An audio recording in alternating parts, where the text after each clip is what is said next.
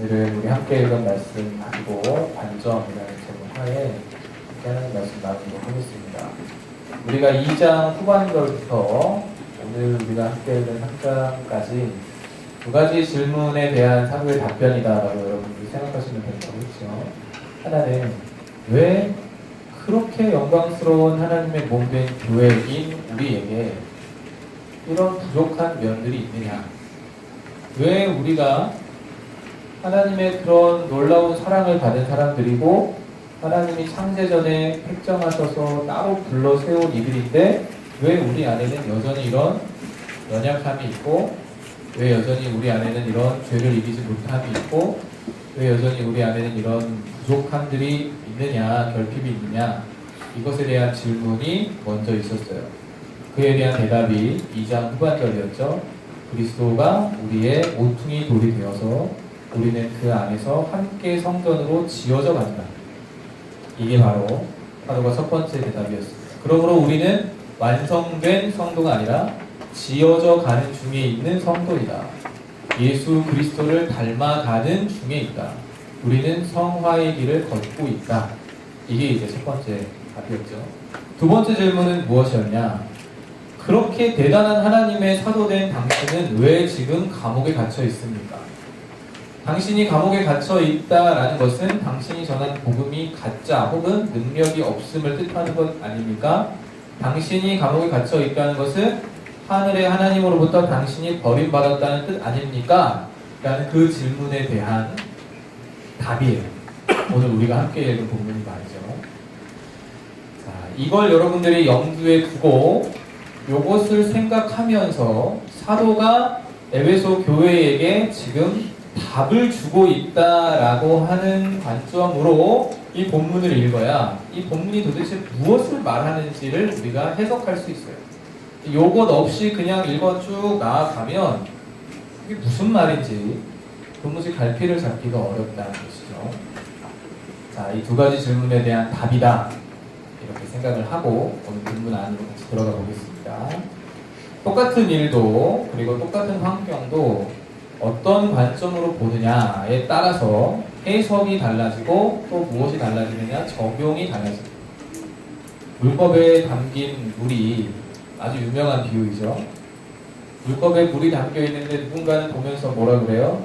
절반밖에 없을 때 아이고 절반밖에 안 남았네 라고 이야기합니다. 그런데 또 어떤 사람은 그 물컵에 반이 채워져 있는 것을 보면서 뭐라고 답을 하죠? 반이나 남았네 라고 대답을 한다는 거예요. 반밖에 안 남았네 하는 사람은 얼마 남지 않은 것에 대해서 아쉬워하겠지만 반이나 남았다고 하는 사람은 남아있는 것에 대하여 감사하는 것이죠. 긍정과 부정의 관점 중에서 내가 어떤 것으로 보느냐에 따라 같은 사안이 다르게 해석되어지고 같은 현실이, 같은 팩트가 전혀 다르게 우리에게 적용된다라는 거예요. 여러분, 이것이, 이 관점이라는 것이 신앙생활에도 그대로 적용이 되어집니다.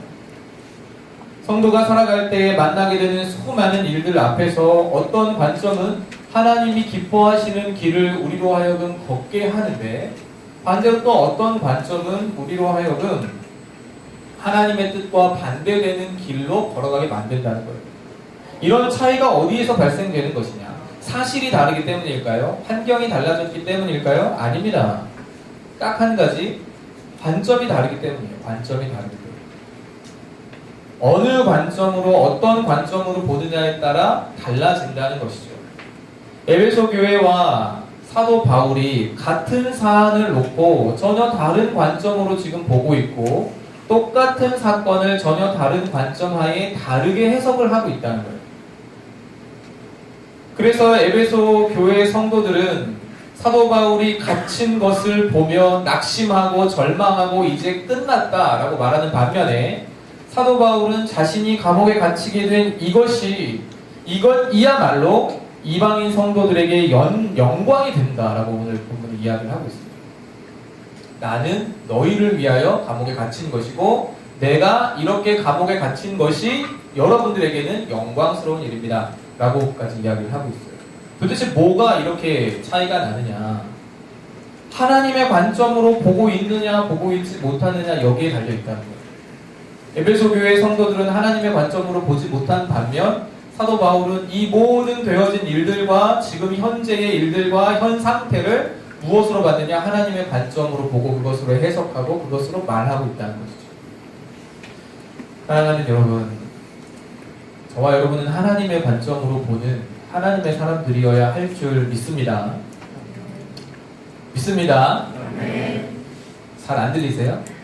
믿습니다. 믿습니다.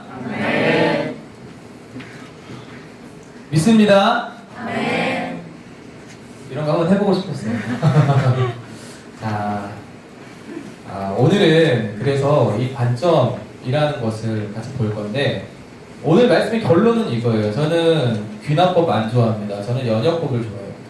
답부터 딱 내리고 시작하는 거 좋아하는데, 오늘의 결론은 뭐냐? 우리가 하나님의 관점으로 모든 것을 봐야 한다. 이거예요. 그럼 여기서 나오는 이제 질문이 있겠죠. 이게 이제 설교의 포인트인데, 어떻게 우리가 하나님의 관점을 가질 수 있느냐? 이게 이제 설교의 포인트입니다. 그럼 어떻게 우리가 하나님의 관점을 가질 수 있느냐? 그 답을 여러분이 다 알고 있으면 기도하겠습니다 하면 되는데, 그게 아니니까 같이 말씀을 통해서 우리가 어떻게 하나님의 관점을 갖출 수 있는지, 하나님께서 보시는 관점으로 우리도 어떻게 볼 수 있는지를 함께 연구해보는 시간을 갖도록 하겠습니다. 자, 우선 사도는 1절에서 자신이 처한 상황에 대해 숨김없이 다 말하고 있어요. 뭐라고 말하는지 같이 한번 3장 1절 읽어보겠습니다. 시작.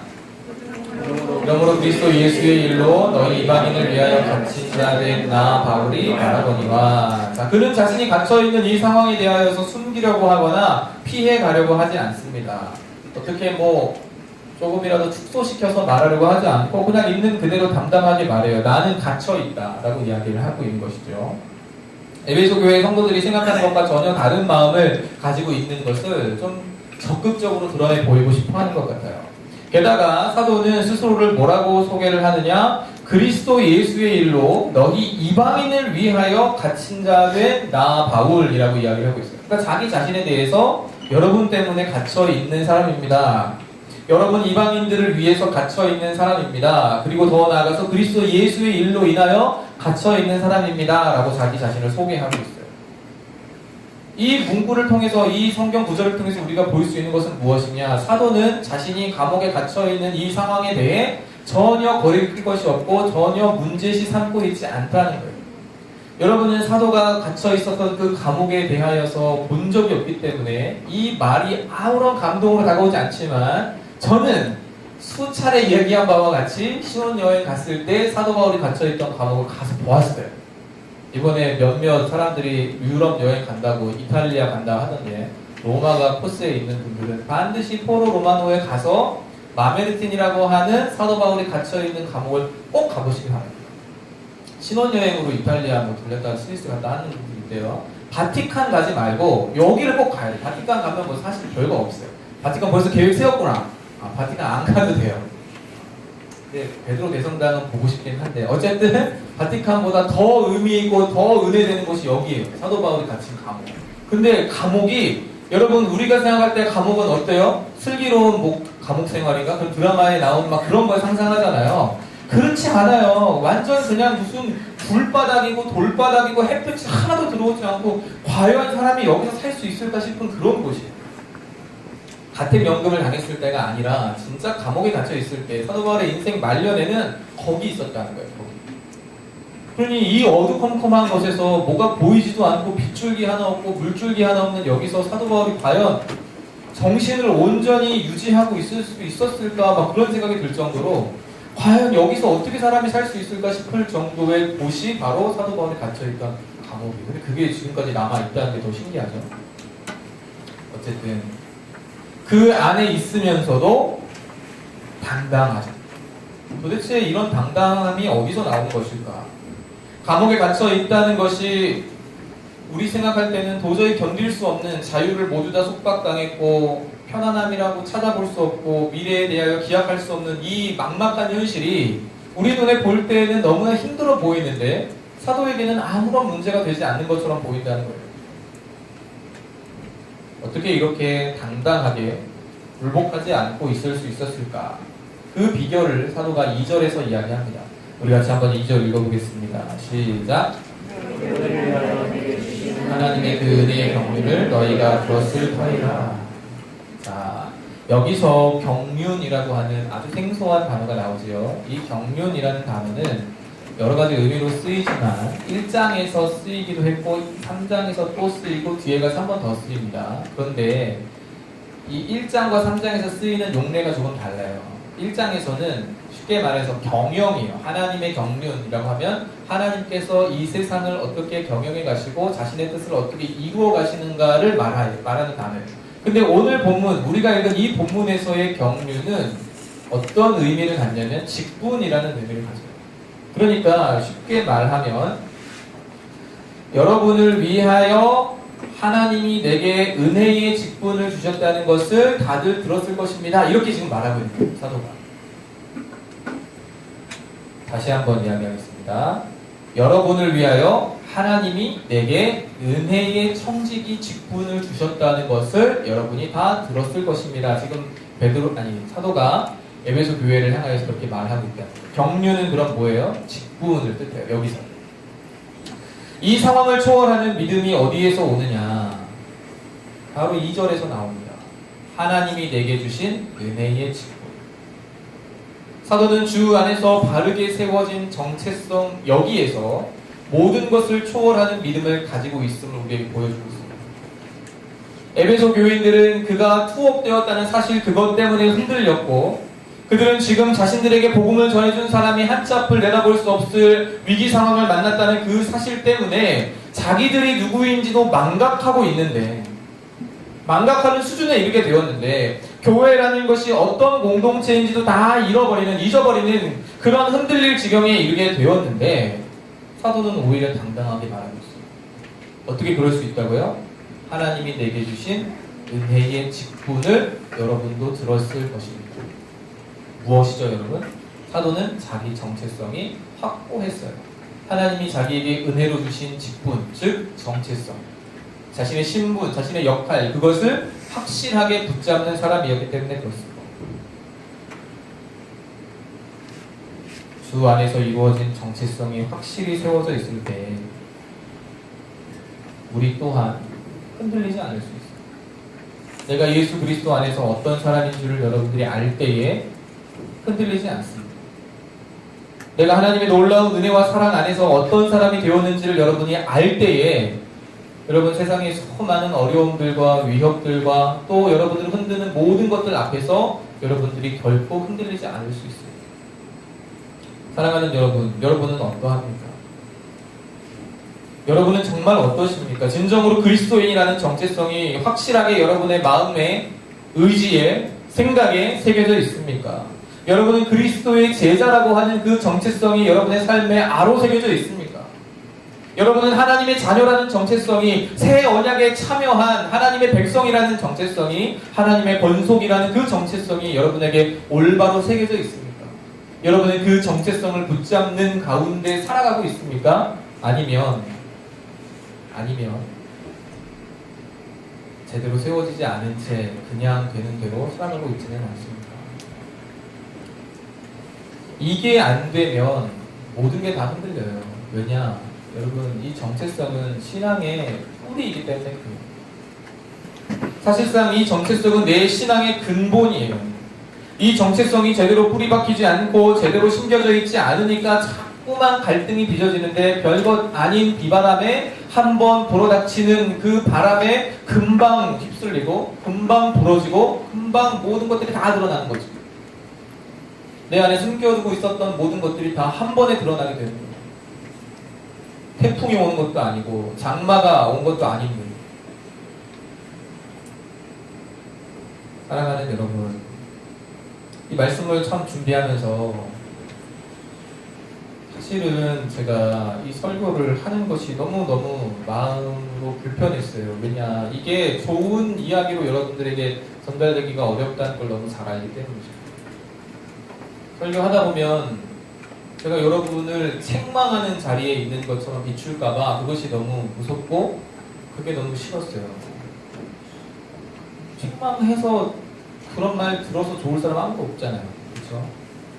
여러분이 그리스도인으로서의 정체성을 확고하게 가지십시오. 이렇게만 이야기하고 끝나면 참 좋은데, 우리가 그리스도인이면서 동시에 세상과 짝하고 겉하는 사람들이라는 것을 여러분 드러내 보여야 하고, 내가 그리스도의 제자로 살아가기를 바라는 사람이라는 마음을 가지고 있음과 동시에 여러분들은 하나님의 말씀에 불순종하는 것이 너무나 익숙한 사람이라는 것을 또한 드러내야 하고, 또 여러분이 하나님의 언약 백성으로 부르심을 받았고 그 언약 가운데 놓여져 있음을 말함과 동시에 여러분은 그 언약을 정말 하찮은 것으로 여기고 있으며 실제로는 믿지 않고 있다는 것을 저는 다 끄집어서 기경시켜서 여러분들에게 드러내 보여야 하기 때문에 그래요. 그래서 어제는 이 설교를 준비하면서 새벽 4시 50분까지 잠이 안 왔어요. 사무실을 벗어날 수가 없었어요. 이걸 내가 청년들에게 어떻게 말을 해야 할까? 원래 내 스타일대로라고 하면 막 찌르고 때리고 막 그렇게 살면 안 된다고 막 삿대질 해가면서 막 하면 되는데, 그렇게 하면 여러분 또 얼마나 상처가 되고, 그렇게 하면 여러분 얼마나 또 마음이 불편하겠습니까? 그래서 제가 어제 새벽 4시쯤에 너무 마음이 심란하고, 2시쯤에 너무 마음이 심란하고 힘들어서 바람 좀 쐴 겸 요 앞에 편의점에 갔어요. GS25인가? GS25에서 그 밤에 상류정제 당했어요. 그쵸? 맞네. 사랑하는 여러분, 제가 이 말씀을 왜 드리느냐, 나는 잘하고 있는데 여러분들은 잘 못하고 있고 여러분들은 다 문제니까 여러분 정신 차리세요, 이렇게 말하고 있는 것이 아님을 여러분들에게 말하고 싶은 거예요. 여러분을 사랑하는 마음 없이 그냥 여러분들이 제대로 안 하고 있다고 책망하고 책은질하고 다그치기 위해서 이 말씀을 전하고 있는 것이 아니라는 거예요.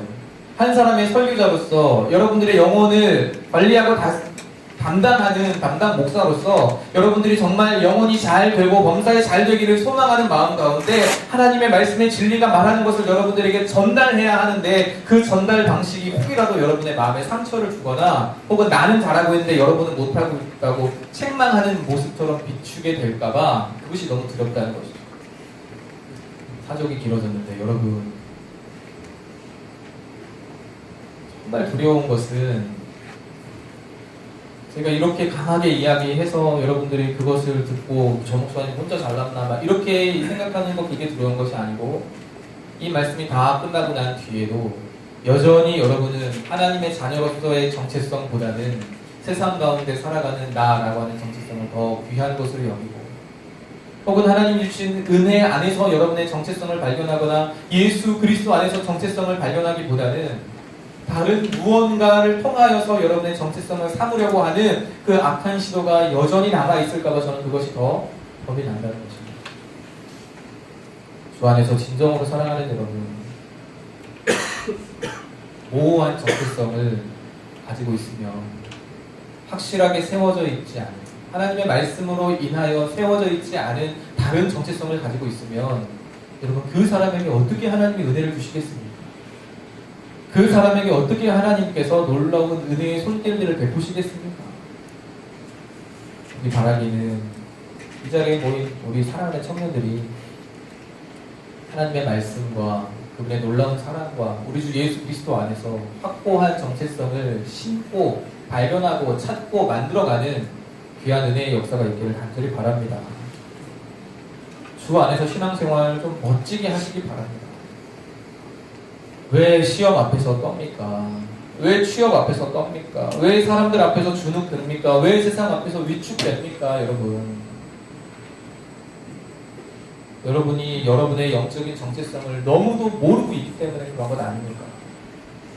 그리스도 예수 안에 있으면 완전히 새로운 피조물인데, 이전 것은 지나고 보라 새 것이 되었다 말하였는데, 그래서 사도는 에베소서 3장 6절에서 이들의 정체성에 대해서 아주 확고하게 가르쳐주고 있잖아요. 이방인들이 복음으로 말미암아 그리스도 예수 안에서 함께 상속자가 되고 함께 지체가 되고 함께 약속에 참여하는 자가 됨이라. 복음으로 인하여서 우리가 함께 무엇이 되었다고요? 상속자 되고, 함께 무엇이 되었다고요? 한 몸인 지체가 되고, 함께 하나님의 은혜의 약속에 참여하는 자가 되었다. 그게 바로 여러분의 정체성이에요. 그게 바로 여러분을 규정 지어주는 하나님의 말씀입니다. 여러분은 세상이 뭐라고 말하든지 간에, 세상이 어떻게 평가하든지 간에 여러분은 함께 하나님의 자녀가 되었고 함께 하나님의 모든 것을 다 상속받는 상속자가 되었어요. 양자 되었다는 것이 상속자 됐다는 말이라고 저번에 보았잖아요. 지체가 되었다는 것은 무엇입니까? 머리를 그리스도로 한 그의 몸이 우리가 되었다는 거예요. 또한 함께 약속에 참여하는 자. 하나님의 새 언약 가운데 여러분들이 들어왔어요. 그래서 성령님을 하나님이 여러분의 심령 가운데, 여러분 가운데 부어주셨죠. 그게 새 언약이에요. 새 언약의 핵심은 성령이 우리 안에 들어오시는 것과 우리의 모든 죄가 다 사하여지는 것에 있어요. 하나님이 여러분과 함께 하시기 위하여 예수 그리스도를 보내주심으로 그 예수 그리스도 안에서 성령을 우리에게 주시고 우리의 모든 죄를 용서하여 주셨습니다. 그 언약의 성취가 여러분의 삶에 이루어졌다고요. 그래서 여러분은 새 언약의 백성이 되었다고요. 이게 바로 여러분의 정체성이라고 합니다. 이걸 알면 내가 딛고 서 있는 땅이 얼마나 달리 보이는지, 우리의 미래가 얼마나 세상 사람들과 다른지 알게 됩니다. 여러분은요, 쉽게 말하면 결말이 내려진 인생을 살고 있는 거예요. 결론을 아는 인생이 된 거예요.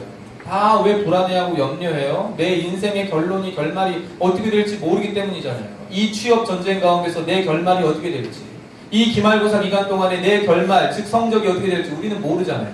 그 잠깐의 결말도 모르는데 인생 말년의 결말은 우리가 어떻게 알겠어요? 그런데 성경은 우리에게 말하고 있죠.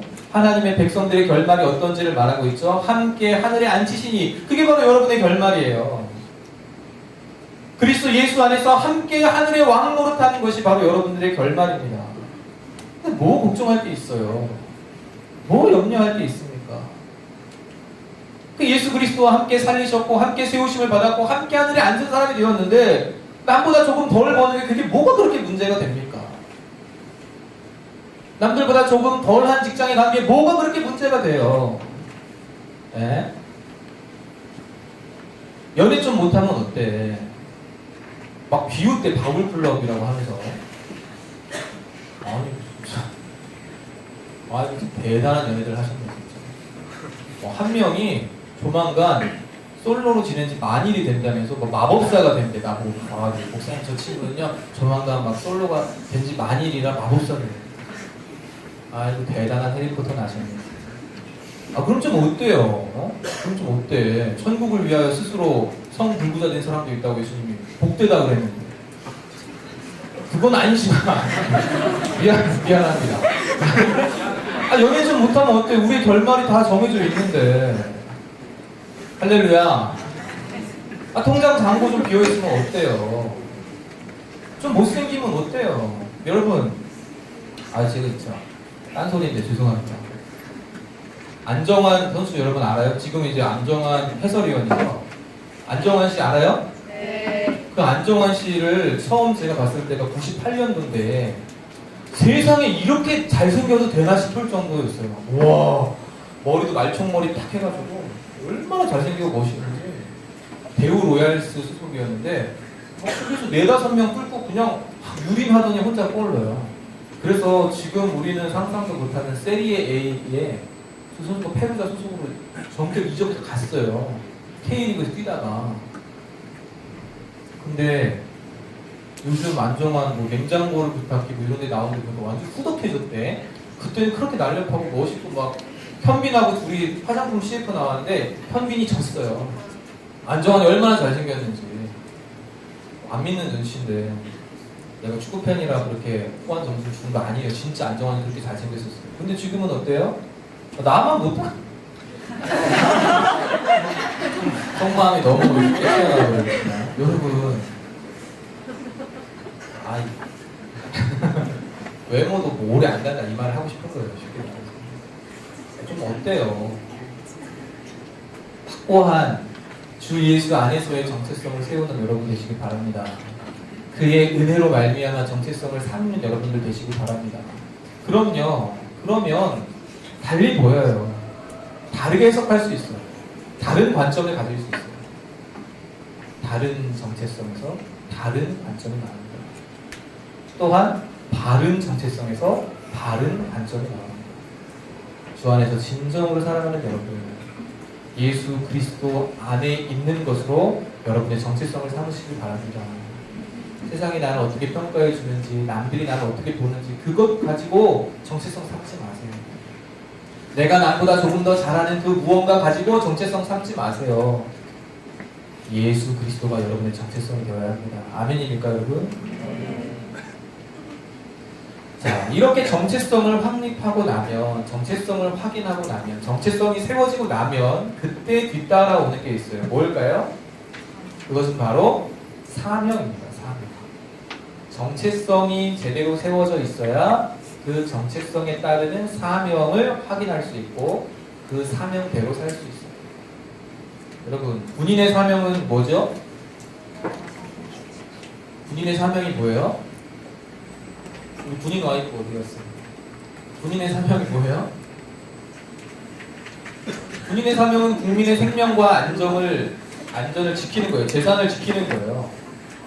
그 사명 때문에 국민의 생명과 안전과 재산을 지키기 위해 뭐 해요? 훈련하는 거예요. 특전사들은 3주 동안 천리행, 지금 우리 지난주에 내가 소개했어야 되는데 우리 청년부 가운데 특전사 몇 명 있잖아요. 근데 이 친구들이 지난주 월요일인가 화요일인가부터 천리행 들어갔어요. 3주 동안.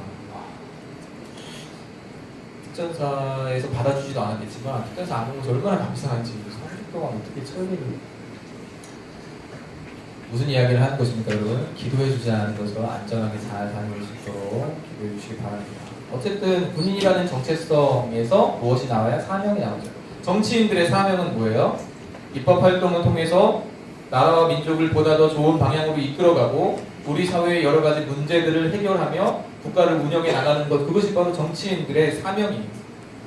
이 정치인들의 사명 역시 무엇에서 나오는 거죠? 정치인이라고 하는 정체성에서부터 나오는 거예요.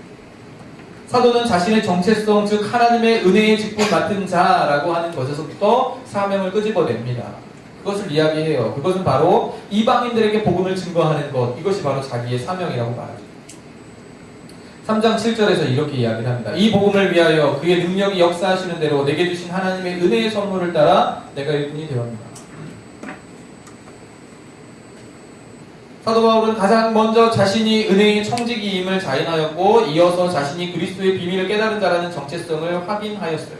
그리고 그 정체성에서 나온 자신의 사명은 이 그리스도의 비밀을 하나님이 예수 그리스도 안에서 이방인이나 유대인이나 전부 다 구원하시기로 작정하셨다고 하는 이 놀라운 복음의 비밀을 전하고 전파하고 가르치는 것, 그것이 바로 자신의 사명이다라고 본 거예요. 예수 그리스도 안에서 정체성을 발견하니까 그 정체성 안에서 무엇이 나오느냐? 사명이 나왔다는 것이죠. 그래서 이 사명에 따라 사도가 한 일이 무엇이냐? 복음을 기록하고 전하는 일이었어요. 3절과 4절 말씀에 보면 뭐라고 얘기하느냐? 자신이 먼저 하나님께서 알려주신 이 그리스도의 비밀의 계시를 기록하여서 여러분들에게 전해주었다라고 이야기를 해요. 사명에 따른 무엇이 나온 거죠? 아니, 정체성에 따른 뭐가 나온 거죠? 사명이 나왔어요. 그래서 그 사명대로 사도가 무언가를 기록해서 보냈다는 거예요. 물론 우리가 그것을 받아서 보지는 못했지만 사도는 에베소 지역에 직접 복음을 선포하고 가르쳤을 뿐만 아니라 떠난 뒤에도 계속해서 복음의 말씀을 가르치는 것을 힘썼어요. 왜 그랬을까요? 그것이 바로 그의 사명이었기 때문입니다. 사랑하는 여러분, 여러분에게 주어진 사명은 무엇입니까? 하나님이 주 예수 그리스도 안에서 여러분에게 주신 그 정체성에서부터 출발되어지고 그 정체성에서부터 확인할 수 있는 여러분의 사명은 무엇입니까? 여러분이 확고하게 붙잡고 있는 여러분의 사명은 도대체 무엇입니까? 아니, 그 사명이 과연 존재하기는 합니까? 만약 그렇다고 자신있게 말할 수 없다면, 네, 저의 사명은 이것입니다. 제가 이 땅 가운데 살아가는 동안에 하나님이 내게 맡기신 사명은 이것입니다. 제가 샤인 청년부 안에서 하나님께서 허락하신 사명은 이것입니다 라고 확고하게 말할 수 없는 사람이라면 참 그리스도인으로 사는 게 괴롭고 재미없게 느껴질지도 모르겠어요. 사랑하는 여러분, 사명은 목사나 선교사나 사역자들에게만 주어진 건 아닙니다. 그리스도의 몸으로 부름받은 모든 지체들에게 동일하게 그리고 동시에 주어진 것이 바로 사명입니다. 각 지체된 존재로서 그 지체에 맞는 사명들이 한 명 한 명에게 다 부여되었습니다. 앞서 말한 것처럼 여러분, 사명은요 그냥 진공 상태에서 휙 내려오는 건 아니에요. 뚝 떨어지지 않습니다. 사명은 정체성에서부터 나오고, 또 사명은 여러분의 모든 삶의 자리에서 출발되었습니다. 그리스도인의 정체성을 여러분이 살고 있는 모든 현장 속에서 적용해 보세요. 그럼 거기서부터 무엇이 나타나고 무엇이 발견되기 시작하느냐? 사명이라는 것이 발견되기 시작합니다. 또 때로는 너무 부담스러워서 피하고 싶은 것들이 있어요. 여기에서도 여러분에게 주어진 사명이 발견되어집니다. 또 어떤 때에는 마음으로 너무 큰 상처와 아픔을 주었던 일들이, 마주치고 싶지 않은 일들이 여러분들에게 있습니다. 때로는 그것이 여러분의 사명이에요. 인정하고 싶지 않고 피해가고 싶을 때도 많지만 여전히 거기에도 여러분을 향한 하나님의 명령이 담겨있는 일들이 있어요. 다 그런 것은 아니지만 정체성에 따라 사명을 이루는 삶을 살고자 하는 사명자는 세상과 전혀 다른 관점으로 모든 것들을 보기 시작합니다. 세상과 전혀 다른 기준으로 살아가게 돼요. 여러분, 감옥 가는 거 누가 좋아합니까? 그러나 사명자는 달라요. 복음을 전하기 위해서, 복음 전파라고 하는 이 사명 감당하기 위해서 로마로 가야 하는데, 로마로 가는 것이 능사가 아니라 로마에 가서 누구를 만나야 되느냐? 황제를 만나야 된다는 거예요. 황제에게 직접 상소하는 로마 시민권자는 만나서 그 앞에서 자신의 무죄함을 증명할 수 있고 변증할 수 있는 기회가 있어요. 누구든지 로마 시민권자라면. 그러니까 사도 바울이 그 길 택하는 거예요. 왜요? 자기에게 주어진 사명이 뭐니까? 복음 전파하는 일이니까. 이방인들에게 편만하게 복음을 전하는 일을 감당하려고 하는데 로마의 공권력이 자꾸만 방해를 하니까 로마 공권력의 핵심에 있는 사람과 직접 만나서談판을 짓겠다는 거예요. 그가 감옥에 갇혀있는 이유가 바로 이것 때문입니다. 로마 황제와 만나서談判짓겠다. 그러니 로마도 보아야 하리라가 자신의 사명이 되는 것이고, 주저없이 황제에게 나아가기 위해 감옥도 불사로 들어가는 것이죠. 그런데 여러분, 사명을 망각하고 교회라는 정체성조차 흔들려버린 에베소 교회 성도들은 어떠합니까? 자신들이 당하는 어려움, 사도가 당한 고난을 보면서 믿음 자체가 흔들려버리잖아요. 믿음의 선한 싸움을 싸우기는커녕, 군사가 되기는커녕 피하고 도망치고 원망하는 패잔병이 되어버렸어요. 주 안에서 진정으로 사랑하는 여러분, 사명을 확인하시길 바랍니다. 그리고 확인된 사명을 따라가는 여러분 되시길 바랍니다. 청년 시기에 여러분에게 주어지는 사명은 무엇입니까? 학생에게 주어지는 사명은 무엇입니까? 직장인으로서 여러분에게 주어진 사명은 무엇입니까? 교회 가운데서 여러분에게 주어진 사명은 또 뭐예요? 가정 내에서 여러분의 사명은 무엇입니까? 많은 친구들 속에서 나의 사명은 무엇이에요? 그걸 그리스도 예수 안에 있는 정체성 속에서 끊임없이 생각하고 기도할 때에 하나님께서 발견케 해주시는 사명이란 정체성 안에서 나오는 것입니다. 여러분, 엘리야라고 하는 사람이 얼마나 대단한 능력의 사람이었는지 다 아시죠? 그가 얼마나 대단한 영적인 존재였는지 혼자서 수백 명의 바알과 아세라 선지자들하고 맞서 싸워요. 한 번은 싸워서 승리했습니다. 대승을 거두었습니다. 수백 명 되는 모든 바알과 아세라 선지자들을 다 싹을 잡아 죽여버렸습니다. 누가 참된 하나님인지 겨뤄보자 해놓고 엘리야가 이겨버립니다. 자, 그때 엘리야의 마음이 이제 끝났다. 내가 이겼다. 모든 백성들이, 모든 이스라엘 사람들이 다 알아주겠지 했는데 그에게 찾아온 것이 무엇이었냐? 죽음의 위협이었습니다. 그의 대적이었던 이세벨이 말하죠. 내일 너의 머리가 여전히 목 위에 있으면 내가 죽고 또 죽기를, 내 신들이 나를 죽이고 또 죽이기를 원한다고 이야기를 해요. 반드시 너를 죽이겠다는 뜻이죠. 엘리야는. 그래서 어떻게 해요? 사명을 놓쳐버려요.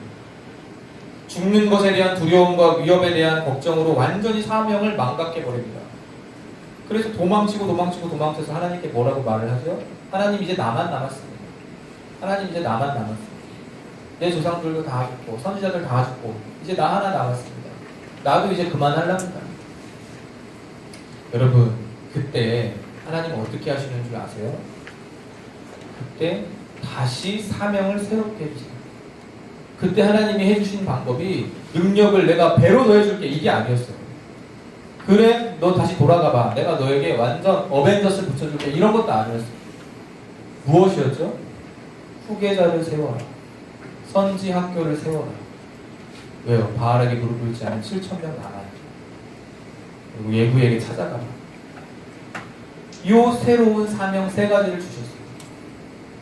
그래서 그가 다시 달려갑니다. 사랑하는 여러분, 그리스도인의 삶에, 그리스도의 제자의 삶에 이 사명이 결여되어지고 이 사명이 희미해지고 이 사명이 어느 순간 없어져 버리면 여러분은 하나님의 관점으로 모든 것을 해석할 수가 없어요. 볼 수가 없어집니다. 사명자가 사명을 놓쳐버리니까 죽음의 위협 앞에서 도망치는 존재가 되잖아요. 그래서 하나님이 다시 하시는 일은 사명을 다시 확고히 세워주는 일이에요. 주 안에서 진정으로 살아가는 여러분, 하나님이 여러분에게 주신 그 사명에 따라 살아가는 여러분들을 바랍니다. 그때 다른 관점으로, 다른 가치관으로, 세상과는 다른 방식으로 역류하며 살아가는 사람들이 되는 거예요. 여러분에게 주신 사명 도대체 무엇입니까? 말씀의 결론을 맺읍시다. 사도는 7절에서 자신에게 주어진 이 모든 정체성과 자신이 받은 모든 사명에 대하여 이 2가지에 대하여 뭐라고 이야기를 하느냐? 하나님의 은혜의 선물이라고 표현합니다. 하나님의 은혜의 선물. 사도와 에베소 교회 성도들이 같은 사안을 보면서 전혀 다르게 해석했던 것, 전혀 다른 관점을 가졌던 것, 그것을 이 은혜의 선물을 발견하느냐 못하느냐에 달려있었습니다. 누가 발견하죠? 하나님의 관점으로 보는 사람이 발견합니다. 하나님의 관점으로 여러분의 삶에 펼쳐진 많은 일들을 볼 수 있는 여러분들이 바랍니다. 그러려면 주 안에서의 정체성을 확립하셔야 됩니다. 또 그 정체성에서부터 흘러나오는 여러분의 사명을 확인하셔야 됩니다. 그리고 단순히 확인하는 것으로 그치는 것이 아니라 그 사명 따라 살아가는 여러분들이 되셔야 합니다. 그래야 흔들리지 않는, 그래야 넘어지지 않는, 그래야 세상 사람들처럼 살아가지 않는 참된 그리스도의 제자로 살아갈 수 있어요. 바른 관점 안에서 말이죠. 이 은혜가 이 자리에 모인 모든 사랑하는 청년들에게 있기를 바라고, 이 말씀이 그냥 여러분을 잘하라고 때리고 치고 책임질하는 말씀이 아니라 오히려 나 자신을 돌아보고 점검하고 다시 한번 볼 수 있었던 말씀 되기를 바라며, 이번 한 주간 주 안에서의 정체성이 확립되어지고 그 정체성 안에서 발견되어지는 사명으로 하나님 앞에 마음껏 달려나아가는 사랑하는 청년들 다 되시기를 주님의 이름으로 축원합니다.